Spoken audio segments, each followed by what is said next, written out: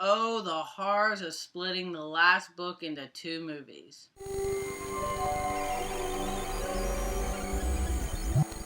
Now, Allegiant picks up right where Insurgent left off, and we see that the citizens of Chicago are being held hostage and told that they cannot go beyond the wall. But Trish and Four and the whole gang decide to break free and go beyond the wall, only to realize that the world outside it is a lot more chaotic and complex than they ever thought. Now, going into Allegiant, you guys, I had a lot of fears and nervousness with this movie because I've read the book series by Veronica Roth. And while overall I would say I was satisfied with the book series, I was not a fan of the final book. And I have about 150 different problems with it.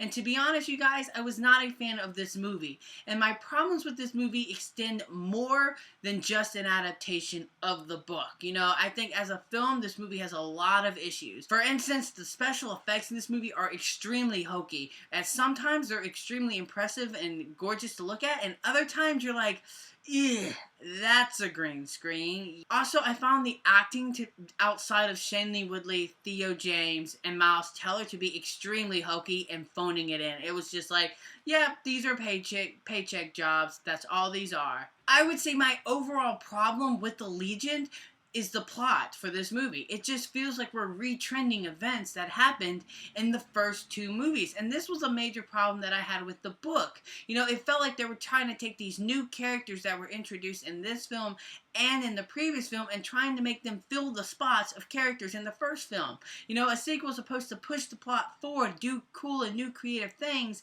and while it certainly does that, I felt like we were actually trying to go back and press reset and take us back to the beginning. Also, this movie suffers badly from being split into two movies. You know, I felt like the first book was overly way too long, but splitting this into two movies, man, makes the plot just meander along. And you know, I felt like had they just done this in one movie, they could have trimmed a lot of fat down. And unfortunately, since they don't, it just feels all so similar. Now, while Allegiant will most certainly please the diehard fans of this franchise, it does feel like the weakest installment in this franchise and feels like it was rushed in production and could have used a lot more work and didn't need to be split into two movies. As the score goes, I'm going to give Allegiant a 2 out of 5.